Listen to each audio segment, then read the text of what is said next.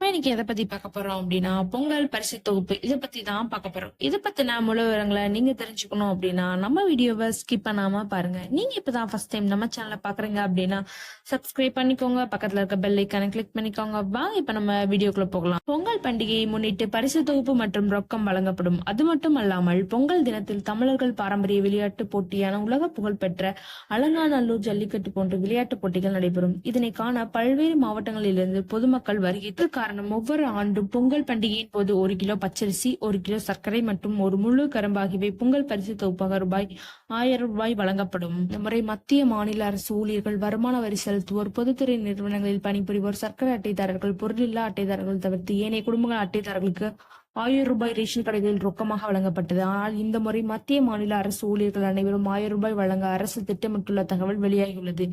இது தொடர்பான அறிவிப்பு விரைவில் வெளியாக உள்ளது. மேலும் இந்த ஆண்டு பொங்கல் பண்டிகை பரிசு தொகுப்பு எப்போது கிடைக்கும் என்ற தகவலும் வெளியாகியுள்ளது. அதாவது இந்த ஆண்டு போகி பண்டிகை ஜனவரி 13ஆம் தேதியும் 14ஆம் தேதி பொங்கல் பண்டிகை, அதற்கு முந்தைய நாட்கள் சனி, ஞாயிற்றுக்கிழமை விடுமுறை வந்துவிடுகிறது. இதனால் பொங்கலுக்கு முன்னதாக, அதாவது ஜனவரி 10ஆம் தேதி வழங்கப்படலாம் என கூறப்படுகிறது. இது மட்டுமல்லாமல் மகளிர் உரிமை தொகை ஒவ்வொரு மாதமும் 15ஆம் தேதி அவரவர் வங்கி கணக்கில் வரவு வைக்கப்படுகிறது. இந்த முறை பொங்கலுக்கு முன்னதாக வரவு வைக்கப்படும் என்பது குறிப்பிடத்தக்கது. அரசு ஊழியர் உட்பட்ட அனைத்து குடும்ப அட்டைதாரர்களும் ரூபாய் 1000 வழங்க அரசு திட்டமிட்டுள்ளது. தீபாவளி பண்டிகை முடிவடைந்த பொங்கல் பண்டிகை பொதுமக்கள் எதிர்பார்த்து காத்து கிடைக்கின்றன. ஏனென்றால் இதற்கு 2 காரணங்கள் உள்ளது. முதல் காரணம், தமிழர் திருநாளாம் பொங்கல் பண்டிகை பல்வேறு ஊர்களில் இருந்து சொந்த பந்தங்களுடன் சொந்த ஊருக்கு வந்து ஆட்டம் பாட்டத்துடன் வெகு விமர்சையாக கொண்டாடப்பட்டு வருவது வழக்கமாக இருக்கிறது. பரிசு தொகுப்பு 10ஆம் தேதி அப்படின்ற மாதிரி நியூஸ் வந்திருக்குது.